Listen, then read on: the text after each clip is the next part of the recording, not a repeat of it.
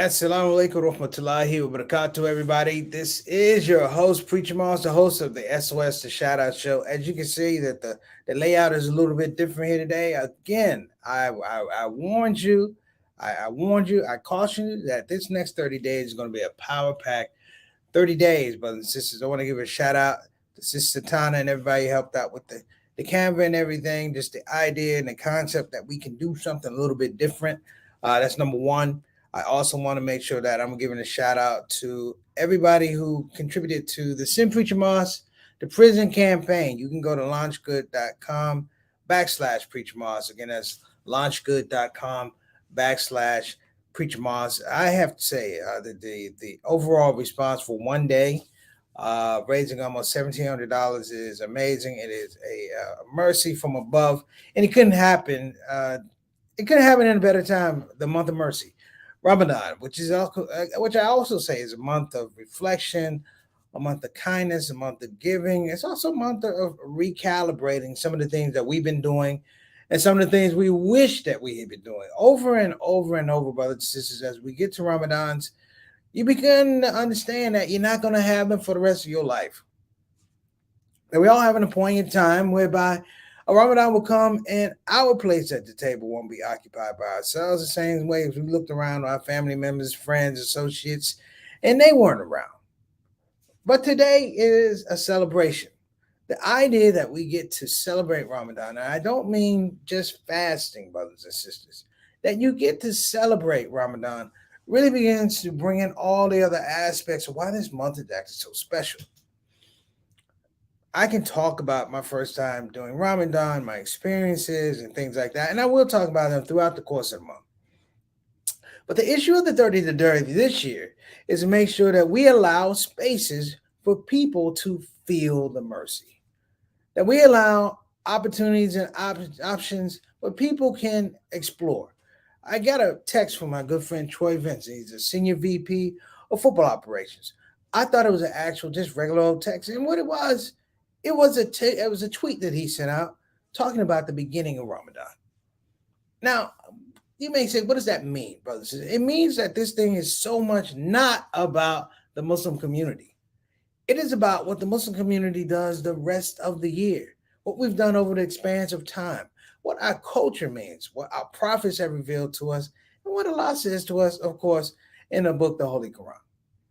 Now, that being said, I still got to lay down some parameters on the way the show is going to work. This is Saturday. Our Saturday shows are expanded. So it's not that we're just going to do an hour show. It's the fact that it's going to be broken down. There's going to be reflections due to some situations with my computer. Our guest is going to be moved. We might do two guests on one day. But, I want to understand and understand for myself, also for the viewing audience, that we're going through a journey here. It's day 1 to day 30. We're going to go through a journey. I remember last Ramadan, went through a journey, and I remember that I looked at one episode, and by the time we got to the 30th episode, my physical appearance had changed. My mindset had changed. The actual spirituality of being in the moment, talking to people during this month has changed. Speaking to my mother, speaking to my aunt, speaking to our father, I think it's a beautiful thing because that mercy that we also talk about, that we pin on our shoulders right there. We're going to talk about the first Jews. With Fatiha through Al-Baqarah, I think it is, I have to check, but I'll make sure, ayat 141. And this is probably one of the most important aspects in understanding the building block to your faith and understanding the building block to this faith all along, because it's transformational, because you begin to understand this was the first building block going all the way back to the time of Prophet Muhammad, peace and blessings be upon him, and it has maintained its integrity up to this point, up to, what time is it? On the East Coast, 6:05 on the East Coast, doing the Ramadan 30 for 30 show. Nothing has changed. The only thing that changed is situations, attitudes, and actions. But you have a bedrock that you got to enjoy. So, and it's a mercy right here. I'm going to tell you, it's a mercy right here. We normally don't do the shout out show on Saturday. And here it is. We're on Saturday, and we actually have people watching. I thought honestly, brothers and sisters, there might be 2 or 3 people watching the shout out show. You've proven me wrong. Now, let me also give a shout out. We have a huge sponsor. If we could take that, we take that banner down, Sister Satana. Our sponsor, one of our sponsors for the shout out show is, of course, Islamic Relief. So if you look at the bottom of the banner, we're going to take down the launch good thing. If you look at the bottom of the banner, this says sponsored by Islamic Relief USA. So I want to give a shout out to Brother Sharif Ali, brothers Dawood Hawa, and also Brother Naeem Muhammad, who actually put us on, if you will, allowing us to do different things, allowing us to have our guests, allowing us to actually pay some of our guests, allow me to pay some of my staff, and make sure that, you know, people are compensated. Now, people are compensated. And I'm going to use this term compensated a couple times a day because I think it's really important to understand that we are compensated in terms of life and existence with mercy. If we look at the scope of the creation of the world, if you look at the creation of the world, here's the beautiful thing. There's a spine that runs through it that generates from mercy. When I read the Jews, there's a lot to it now. I mean, when you get to the first one, it's power packed. I can't give you everything in the Jews. We'll be here all day long. I'm not giving a coupon. I'm not an Islamic scholar like that. But I chose some of the things that I thought were interesting that could kind of feel or inform how we go through this month. Now, it's okay that I ran over a little bit. Why? Because we got a whole hour. But I'm praying that you stick with us the whole hour. I'm praying that I'm giving you the information that is helpful to you, helpful to us, helpful to our community.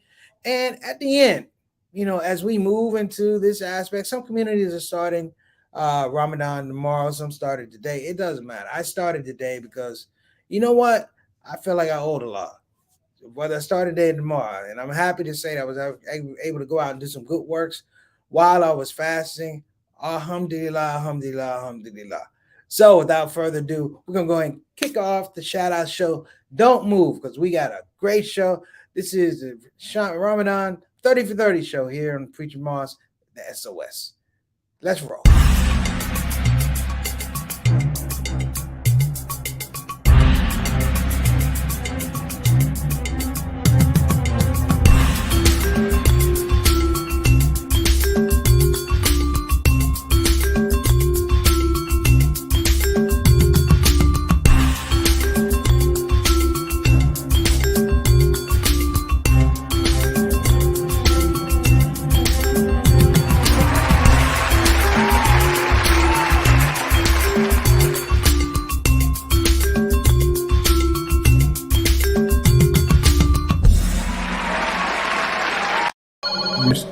We just need help. Imagine if there wasn't an olive branch. Muslim Family Services at your command. The people who help people have to say, we need your donations, don't delay. We all have struggles from time to time. Believe it's dedicated is what you find. Before another person sheds a tear, support Olive Branch, you don't have to fear. Olive Branch Muslim Family Services. Action you can see. Compassion you could feel. Sing it with me. Ooh. Ooh. All right, and we're back. Before we get started, brothers and sisters, and we're gonna run. We're gonna run our campaign. I apologize. I think I told you guys I had a mishap where I erased all the data off of my computer. Alhamdulillah, I was able to find some of the data, but in some of the preps I had done, I lost my preps. It happens. Thank goodness for the concept of the next day. So over the next couple of days, we'll be able to bring those things in and employ them. And I also want to give a shout out to our consultant producer. Sister Satana is doing a yeoman's job behind the scene. Her sound is not working. Her picture is not working. She's having some Wi-Fi issues. Nonetheless, she has figured out a way to come out here and run the back anyway. So shout out to Sister Satana. I mean, it's not an easy thing. And again, I want to shout out Islamic Relief USA, and I hope that we all have, all of us in the viewing percentage, that we all have some kind of relationship with Islamic Relief. Whether it's Day of Dignity, whether it's some of the programs they have and fundraisers, I'm hoping that they will work with me on the Sin Preacher Master the prison program. Shout out to Olive Branch Muslim Family Services that have adopted my program, as well, brothers and sisters, Convenient Urgent Care in the city of Houston, which will be one of our pilot sites. So, that being said, before we even get there, let me get to the thank you aspect. But the first thing I want to do during Ramadan, I want to thank people who have been supporting us anyway, who showed up on a Saturday, though it wasn't a Friday, though it wasn't, they showed up on a Saturday to support the Ramadan 30 for 30. So let's go ahead and get them in here. Sadana, you there? All right. We want to give a shout out. Of course, my mom says Ramadan Mubarak from a Christian. I don't know why you put that there, Mom. You know this religion better than I do them sometimes. So we're all God's creation. You are 100% correct. But I appreciate you. My mom has been doing this journey with me, my dad and JT, over 30 years, almost 30, over 30 years been doing Ramadan. And they know what this time of year comes. I think they get into it sometimes better than I do. So I appreciate you, Mom. Much love. Next up, we got Bilal Salahuddin. Wa alaikum assalam wa rahmatullahi wa barakatuh. Ramadan Mubarak to you, my brother. I got to shout out my man Bilal who came out. He was one of the first people that actually came out and represented the shout out show at an event at Masjid Tawheed. Coming out, representing and showing some love for the brothers that are not just returned from prison, brothers and sisters, but stayed home from prison. They never went back. And in that space of them staying, they found purpose and they reached out to other brothers and sisters who were struggling, Muslim, non-Muslim. I have to give it up for them. Much love for them. And I will be hopefully bringing some of them on. I have one brother I'm going to bring on. It might even be during the week if I can get him. He's a very busy brother. His name is, he's out of Philadelphia. Brother Zachariah Abdul Rahman, one of my main men. I love this guy. All right, Bilal. Shout out to Sister Sonia as well. Next up, we got Johnny L. Thomas. What's going on, brother? Wa alaikum assalam rahmatullahi wa barakatuh to my brother. What's going on, who I spoke to today? I'm gonna tell y'all something. When I get into my Ramadan mode, I have to, Shaitan is close to me. Shay Shay is on my back, so I have to call my brother. I have to exercise my demons sometimes. I gotta move him out of the space and just say, hey, it's okay. And we had some laughs. I don't know if you do this at the beginning of your fast. I get the laughter out because the laughter at the beginning of the fast makes the rest of the fast that much easier. Okay, next up, my main man, Altaf Rashid, all the way from Toronto. Wa alaikum assalam wa rahmatullahi wa barakatuh and Ramadan Kareem to you, my brother. Man, it means a lot to have all of y'all on the show. And Altaf, he's a lifer. JT, Ree, Mom, we talk about lifers on the show that have been supporting this thing from the giddy up. I appreciate you. Altaf, let me know if you guys started. I think you guys started fasting today in Toronto. I have it on good at 30. Good at 30. Appreciate you, man. He's our Canadian ambassador to the show, Mr. 6 o'clock, straight up, straight down. We love him. Okay, next up, we got, of course, Sister Satana, who is actually on the show. I'm talking about working through all kinds of hoops and obstacles and distractions, making this thing go. It is all right with me. I am cool. Thank you so much, Sister Satana, because I know you are doing a yeoman's job. And we got Sister Ika who wants to give some blessings here. All right. Wa alaikum assalam wa rahmatullahi wa barakatuh. Thank you very much. And may Allah accept, of course, all our fasts and prayers this month. We appreciate that.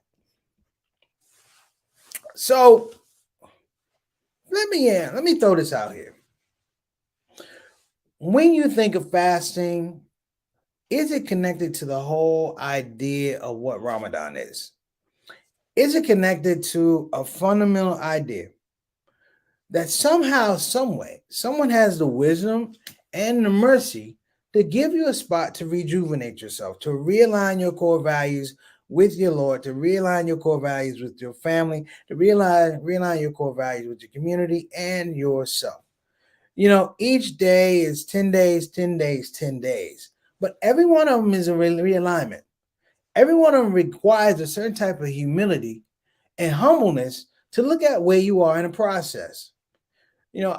The truth, brothers and sisters, is when you fast, you do find out things about yourself. You may find out things about your body. You may find out things about your willpower. You may find out things about how you treated people. Because I want to tell you something.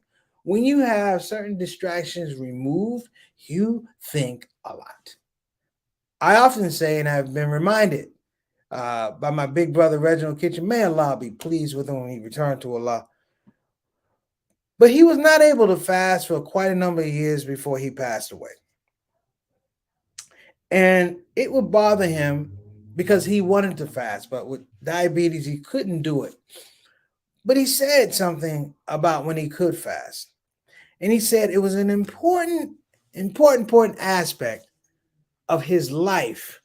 He said because he needed something to bring him on his knees, not only in bad times, but in good times. Not only in bad times, but in good times. The idea that we are willing worshipers. Hear what I'm saying? We're willing worshipers. We run to Ramadan. We don't limp to Ramadan. We run to Ramadan. We look forward to it because when you approach it in an upright manner, you're able, I would like to say, to absorb a lot more of what this thing is about. That it's not like my first Ramadan. I didn't know what it was. I just knew we weren't supposed to eat or drink, and that was it. And that was all I could understand. Being in that space of not having a lot of knowledge, I missed out because Ramadan is a borderline, it's a foundational principle about being students of knowledge. But being students of knowledge in this 30 days is you become a student of knowledge about yourself. Your relationships with your Lord, your relationships with your family, even your relationships with your business. And looking through a prism, brothers and sisters, it's a powerful thing. I look at Ramadan almost like a spiritual metronome. As it goes click, click, click, click, click, click, click, click. A metronome in concept is meant to help you keep time. Click, click, click, click. But at the same time, it's helped to reminds you that there's time to be had. Click, click, click, click. And at the same time, you must align with the time. You hear what I'm saying? You must align with the time. Many of us, we're dealing with misalignment in our lives and our family relationships. And that's okay because you have this whole idea of Ramadan, which I call, it's a call to mercy. In creation, it's a call to mercy. Now, as you can see, this thing kind of runs kind of fast. Let me throw this out here, brothers and sisters, because we do have this project coming out. It's out right now. And I'm talking about the Sin Preacher Monster Prison Program. We are trying to effectively change how people use time. When you go to prison, and I'm trying to find the right words. But when you go to prison, you have released the concept that you own your time. That in a matrix of incarceration, that the number they give you, the cell they put you in, is to remind you that you are no longer in possession of your time. You're told when to eat, when to sleep, when to shower, when to recreate. It is possibly one of the greatest cruelties to mankind that you could ever do. But in the same thing, the genius is for those who are students of knowledge, even in an incarceration situation, that you can build community that helps you reclaim your time. That helps you reframe how your time is used. That allows you, I want to say, subcomponents of how you can survive in prison. One of them is prayer, salat. Every prison has a system of religious service and religious execution, a religious practice. I hope, inshallah, make dua for me, brothers and sisters, because one of the things I do want to do this year, and I haven't been able to do it for the last 2 years due to COVID, is I want to spend Eid performing for the inmates in the prison. This is a shout out to my big brother Ahmad, Mishuak. But Ahmad was a guy who did several years in prison in Nevada. and he got a buddy. He got what they call a buddy sentence, where you didn't commit the crime, you were just with the people who committed the crime. And with mandatory sentencing, even the judge told him, I know you're innocent, but I got to give you this time because the law doesn't allow me to interpret what you told me. He did 8.5 on a 10, because in fair time, you got to do 85% of that sentence. He did 8.5. And when he came out, he struggled. Because the world does not make time for the less fortunate. That's why we have to have campaigns like Send Preacher Moss to Prison, or campaigns and charities that have to make up for the fact that the government doesn't have time, because the government works on a different type of calibration and autopilot. We are doing something different here. In this Ramadan 30 for 30, I wanted to be a social initiative. We have the blessing of people like my main man at Jazz, Saeed, my brother Troy Benson from the NFL. We have folks who have been contributing to this cause.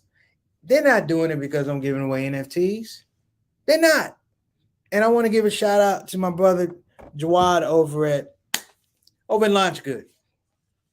And this is real talk. I'm going to publicly apologize to Jawad over at Launch Good. Here's why. In the run-up to having my campaign, we had some agreements that I was going to be able to promote on the site. And as we got closer and closer to Ramadan, the ability to promote was taken away. So all the advertising promotional packages were given away. I was upset. I was heated. Forget about upset. I was heated. Your boy I was lit. And I listened to the brother say, no, I know, and he was trying to tell me, hey, we're going to work with you. And I was in my space. Hey, you know how it is. Y'all know how I can get. I ain't want to hear nothing you had to say because you ain't do what you're supposed to do. But I got an email yesterday. So here was the cool part, if there's a cool part. He sent me a thing. He didn't even send it to me, but they have programs that run within Launch Good. And one of the programs, it takes, if you go to the page, it looks like we have like 90 some supporters, and we do. But what it was, they took the donations from everybody and they collated and they gave some to our campaign to the tune of $661.80 something. And I'm thinking they didn't have to do that. But I'm thinking it's Ramadan. And maybe I'm solely thinking about the campaign, but I'm not thinking about how this thing connects in a month that builds our mercy, if you will. So I'm going to give a shout out to Dwayne. I want to apologize, brother, because you're man of your word. If you had only given $1 to our campaign, it would have been okay because it makes you a man of your word. It wasn't a numerical amount. It was the effort. And I see the effort. So I'm publicly doing that right now. So what we're going to do is we're going to run our ad because, we have, we're out of pocket. My thing now is we just need to finish by in an hour. That's all. So what we're going to do, we're going to run our ad, and I guess, we'll be right back. I want you guys to check it out. This is not the original ad this is the original ad I cut, but not the one that I actually framed up. So let's run it.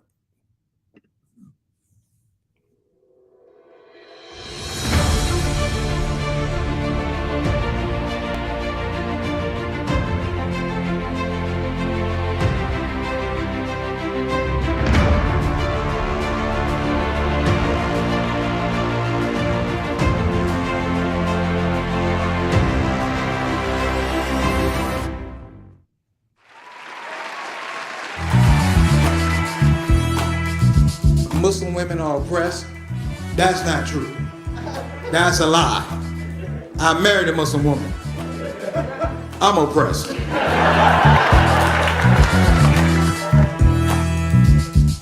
It's hard to be a Muslim comedian because you can be anything else in this community, can't you? Allah made me a doctor. Alhamdulillah. Allah made me a lawyer. MashaAllah. Allah made me funny. Astaghfirullah.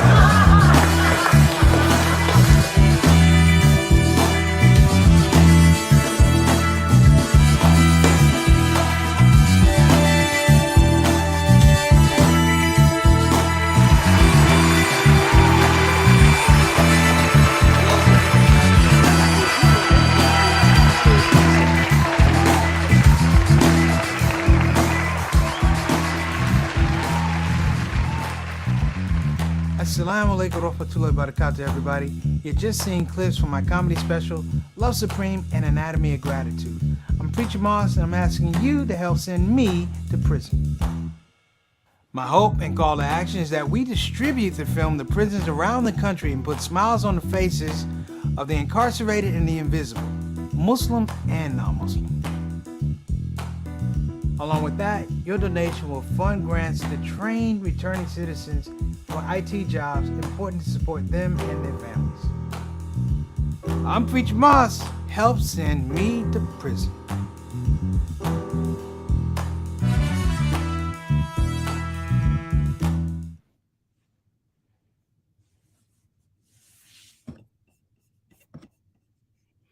Wow. It's interesting how that works, man. We've been trying to do this campaign, I want to say, for the last year, and it just seems like, things fall into place. And what I've learned, and I'm still learning, and trying to share the experiences and listen more, particularly during Ramadan. I think as I get older, I try to talk less and listen more. It's just this idea that, things have a divine order. Like things have a divine calibration. And sometimes the wisdom and the mercy is that we will get moved out of the way. We will not have to stand there and figure this thing out because it lays itself out.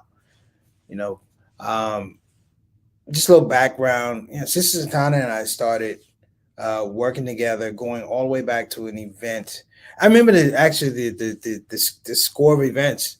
It was a Black Muslim psychology conference in Philadelphia, or outside of Philadelphia, in the suburbs of Philadelphia. And it was interesting because we were listening. We were at this talk about black male toxicity, and it was kind of weird. So Satana, I give her credit. She sometimes she thinks like an old black man, which I think is hilarious. I know I'm an old black man, but we began to talk about what is our call to action? Like, how do we begin to really, really affect our community? And the whole idea, I probably say the whole idea, the Ramadan 30 for 30 actually comes from Sister Satana and her level of activism as she works with the people, around the community, the Muslim Journal, the Muslim community in New Jersey. I think the whole idea of the Ramadan 30 for 30 does come from her because she's a workaholic. She's a workaholic. But let me throw this out, though. This is very, very important. That the work ethic of the Muslim woman, inclusive of people like Sister Tana, and the Christian women, and the Jewish women, and African American women overall, is the thing that's actually buoyed a whole lot of this whole understanding of what America is in terms of Islamic identity. Going back to the 20s and 30s and 40s and the 50s, we don't give enough credit to our sisters. So, if it must be said, the Ramadan 30 for 30 is a female initiative. And I would also say that the Send Preacher Moss to Prison campaign, and the idea that we want to, if you will, change how time is spent for our brothers and sisters. We want you to spend more time home. We don't want you to spend time in prison. We are advocating for a change, I want to say a paradigm shift, that the time you spent is time that grows and matures and becomes even more valuable.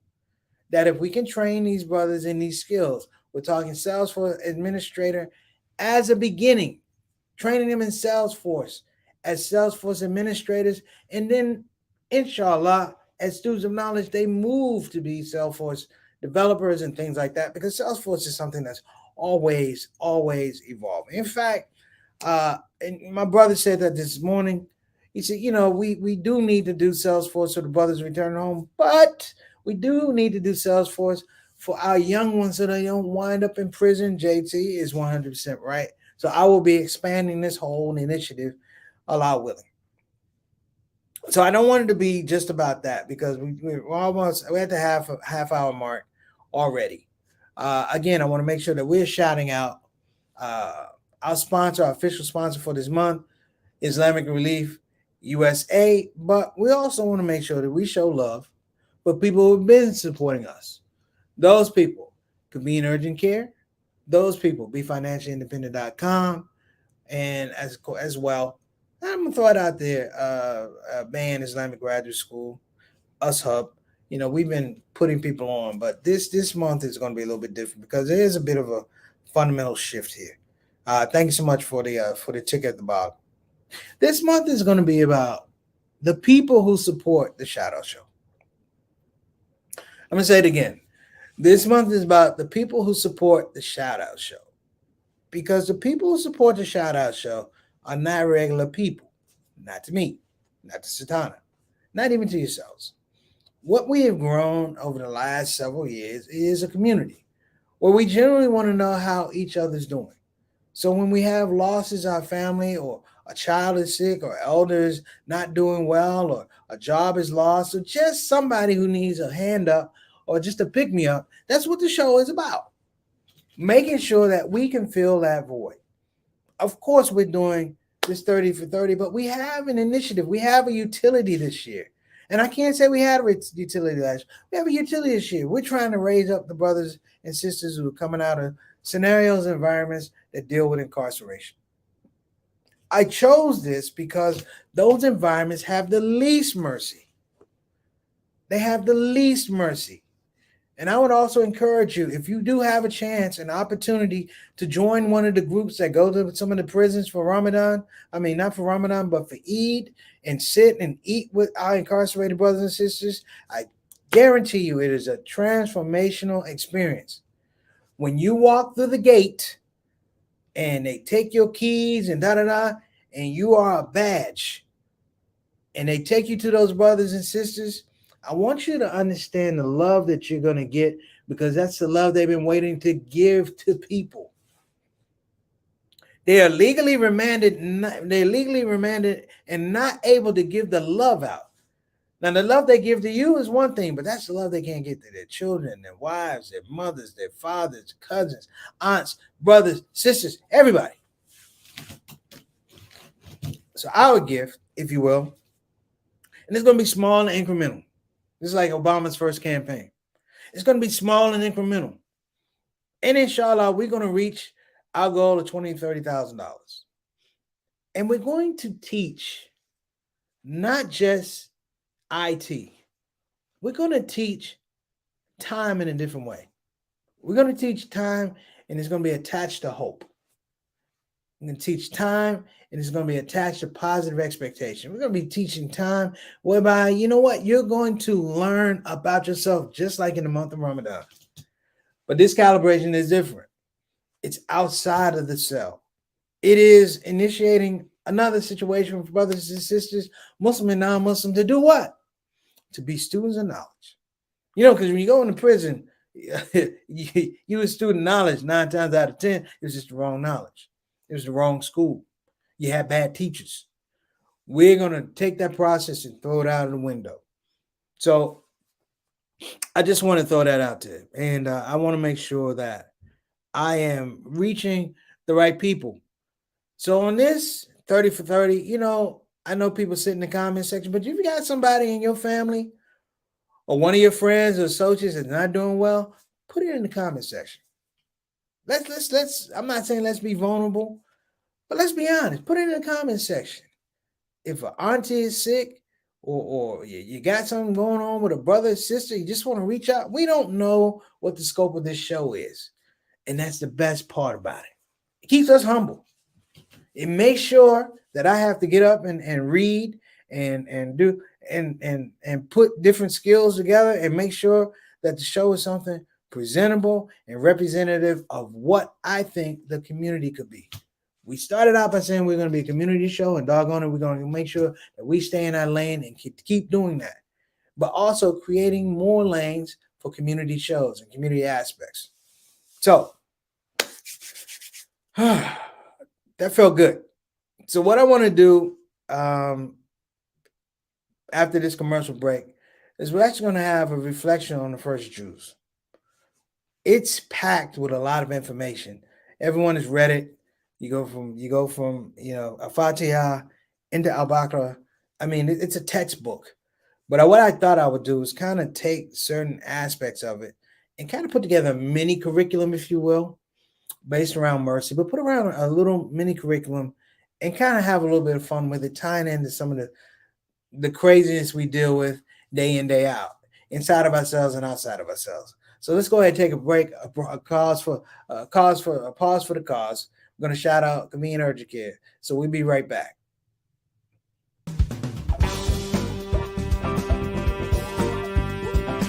Hey, babies, welcome to Radio WCUC, Convenient Urgent Care, home of the smart patient. This is DJ What It Do. You know what time it is. It's the top of the hour, and the request lines are open. You know what you want to hear. I know what you want to hear. Operators are waiting. I just got to hear don't get the COVID. Don't get the COVID. Put your mask back on. The Delta COVID, more contagious than before. Don't get the COVID. Go on and get the vaccine. You know that it can keep you safe, and your people living up in your space. Don't get the COVID. You need to wash your hands. The Delta COVID is more deadly than before. Don't get the COVID. Go on and get your vaccine. You know that it can keep you from dying. Don't leave your family all alone and crying. Don't get the COVID. We invite you to join our fight against COVID and against misinformation. It's time to listen to the doctors and trust the science. When I think of people dying that don't have to die, it makes me sad. Now's the time to be sober. Together we can make this thing over. Let's fight the COVID. Convenient urgent care, home of the smart patient. Wow. I'm gonna say something about that commercial. Usually, when you have a commercial, people don't see the commercial the first time. And if they do see it the first time, then they know that it's a time to take a break.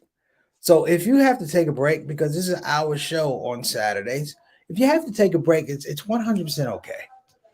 I have to shout out my staff. I got to shout out my shout out show family, shout out show soldiers, because they don't really leave. You guys don't really leave. I don't know if you guys know how extremely extraordinary you are. You don't necessarily leave. And Satana and I try and make sure that the show moves so we don't get stuck in the mud, so it's boring. So Satana and I try to do that. I try to keep it jazzy and keep it moving. But I think it's amazing that on a day we normally don't broadcast, we have quite a number of people. And with Ramadan, people are sitting at home, they're focusing. We just want to make sure we put something in the space that is spiritually and educationally engaging for this hour on a Saturday. Well, okay. Brother Shiraz, wa alaikum assalam wa rahmatullahi wa barakatuh. Ramadan Mubarak to you, my brother. Thank you for tuning in. We appreciate it. Brother Eric, wa alaikum assalam wa rahmatullahi wa barakatuh. Ramadan Mubarak. Brother Eric, good to see you in the house.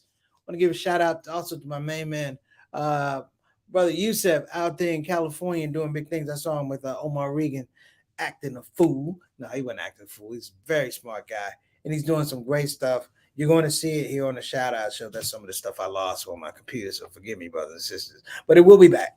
It will be back. So let's get to our reflection. Thank you, Satana. Satana is always on time. Satana has like Charlie Mingot's timing, like bass timing. Doom, doom, doom, doom, doom, doom. Thank you, Satana. So the reflection on Jews 1, I named it The Genius of Mercy in Creation. A fundamental rule, brothers and sisters, is when you can forecast how a situation is going to work out, how people are going to react, that you somehow give them choices on the way to a reaction. You give them options and opportunities of how they see what the decision is going to be, whether it's behaviorally, spiritually, however you're going to do it, relationships, you can put it all out there. But if you look at just Al-Fatiha is a creedal statement that we all say repeatedly that reminds us why we have a Lord that is most merciful. In his eyes, we will fail. In his eyes, we will fail. But the other thing is, in his eyes, he knows we will fail. The prescription is already there. The angels who follow his lead, somehow get in a space, shouting out, of course, Shaitan, somehow, in a particular situation, find themselves not following the guidance and the mercy of Allah subhanahu wa ta'ala. Is this problematic? No, this is life. And he shows you that even the best of human being, his first brothers and sisters, creation on earth, Adam, ultimately lets him down. Ultimately, even though Shaitan says, why I'm made of fire, he's made of clay, would you put somebody who would create mischief and chaos in the world? Allah says yes. Allah says yes. Why would he say yes? My prescription or my idea is like he understands that the frailty of the human being is something that's inherent, but the frailty in all of his creation is something that's inherent, even the angels, to the point that he says, let me put something in there that will allow you to not kill yourself, that will allow you to continue functioning and grow, if you will, and grow communities and grow individuals just like yourself. And that prescription is mercy. I didn't necessarily get the whole idea of mercy when I was younger, but I look at it not with the presence of mercy, but in the converse. What is the world in the absence of mercy? And in the absence of mercy, you can actually appreciate your Lord a lot more. You know, sometimes we take things for granted. You know, the genius of mercy in creation is that, and I have to say this, I got to remind people, I got to remind myself, hey, you don't need mercy when things are going bad.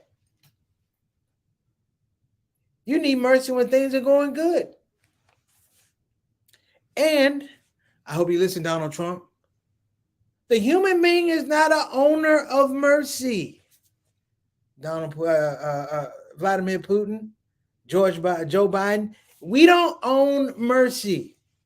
And the fact that you believe that you can get into a space and somehow coerce people to act a certain way, that's politics.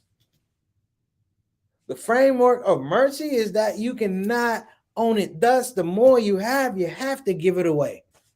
If you're looking at the whole idea of charity is reacting on mercy. It calls people to say, bring your mercy this way and we can send it that way.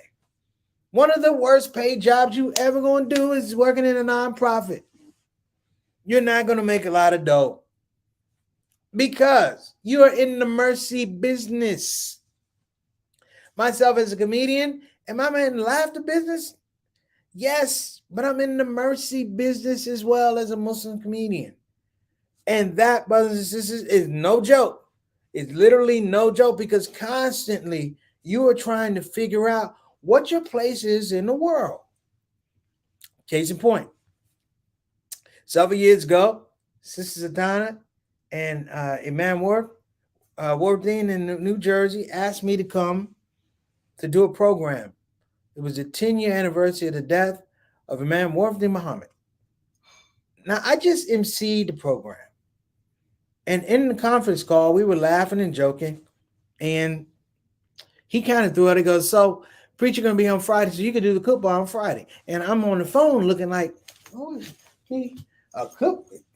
And I flinched, and I couldn't come up with an excuse not to give the khutbah. Not to give the khutbah. And I think Satana, he's still laughing at. She's probably still laughing at that one. But the scope of it was, I had to move from this idea that it was about me and understand in the minbar looking out at people that they had put me by default in the mercy business. That when people come to Juma or they come for Taraweeh, they come for mercy, man. And you're a tool, you're an instrument to be used in that way.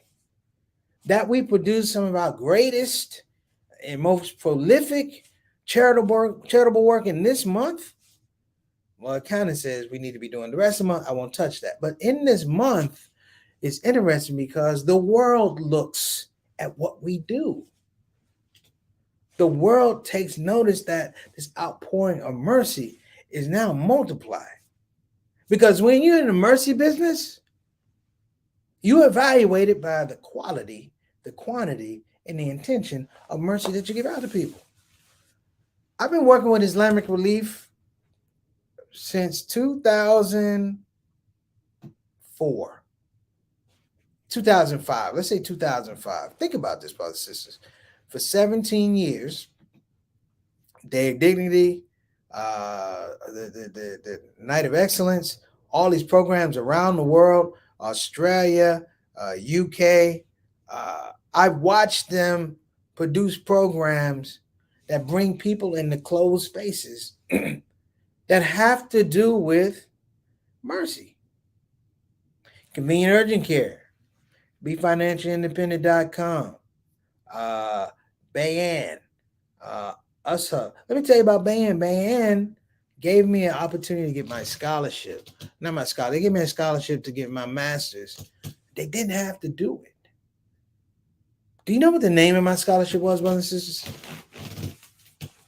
I almost get emotional because I just got a text from my sister. No lie, I got a text from my sister. It was the Muhammad Ali Leadership Scholarship, and they paid for my education. And ironic, I'm sitting here. I got a text from Muhammad Ali's oldest daughter, May Ali. That's my girl. Shout out to May. But did you see what it is, though? That even from the grave, Muhammad Ali is giving out mercy. Thus, the genius of mercy in creation is that you can establish it now and it can be had later. If you look at the Jews, one of the parts of the Jews is like it has to be established. God says, Allah says, I will visit my guidance upon you periodically. He means that through prophets, but he's left the Quran. He's left the Hadith. He's left the Quran. He's left the Hadith. He sends prophets to remind you that his mercy is in play. There's a great song by Kurt Franklin called I Smile. He says, I smile. He said, I know God is working, so I smile. I smile the same way. It's one of my favorite songs. And if you begin to really, really break this down and look, it's like, okay, cool. If you wanted a curriculum for how you're going to formulate mercy as a part of success in your life, you do look at Jews, number one. The first Jews, you look at Al-Fatiha, and it tells you that you're not going to be perfect.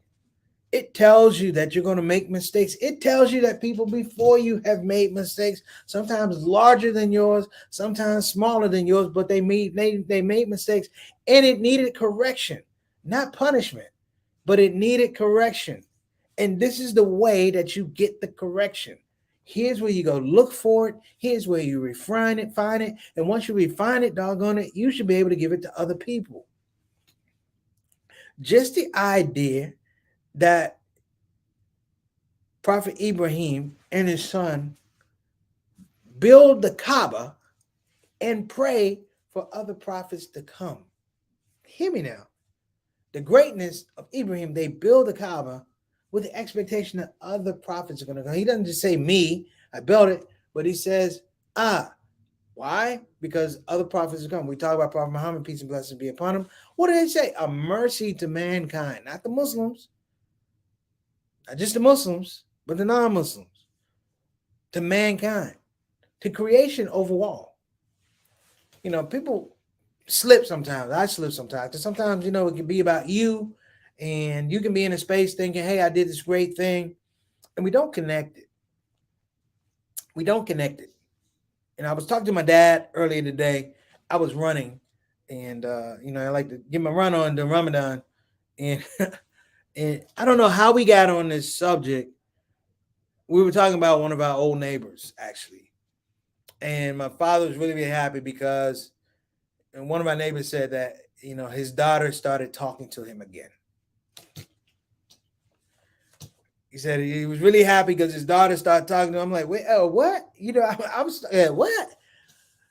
Because we have it in our spaces, brothers and sisters, that people, family members who love each other, will stop talking to one another as a way to demonstrate what? As a way to cut off mercy. I want to hurt you this way. And I'm like, wait a minute. In the protocol, how do you cut off the person who through a chain of transmission gave you life? Gave you the pause, the blink, the think, to have an attitude, to be all funky and stank, and now I'm not talking to that person. Therein, brothers and sisters, is that absence of mercy that we talked about. The whole space, if you will, in the first Jews, if I may try to move to a conclusion, is that when you create something, you have expectations and you understand the limitations of the things that you create. If you tell a lie, you understand the ramifications of that lie. You understand how it can matriculate. You understand, and some people will manipulate how the lie is put out into the public. And we know it's a lie because it's devoid of certain things. Not just gratitude, not just selflessness, it's devoid of mercy. And so a lie has a different distinction. It has a different characteristic. It has a different visibility when it's put against the things that are truthful, the things that are filled with mercy and represent merciful positioning. And so over and over, we begin to talk about this. And I have to say, not to be redundant, that the first Jews is merely about understanding the capacity of mercy in the world and in yourself. Do you have enough? If you don't have enough, where do you go to get it? Why is this principle so beautiful, but yet so misunderstood and overlooked and undervalued? Overall, I'm a big guy about mercy. But let me say this. Some people are not. And it's not their fault because they have not been shown mercy. I talked about brothers who are incarcerated. The first thing they strip away is mercy. And you imagine you being in a closed environment with a bunch of people who've been stripped of their mercy. Because when you're stripped of your mercy, you're stripped of your dignity, you're stripped of your pride. You will do things on an animalistic level.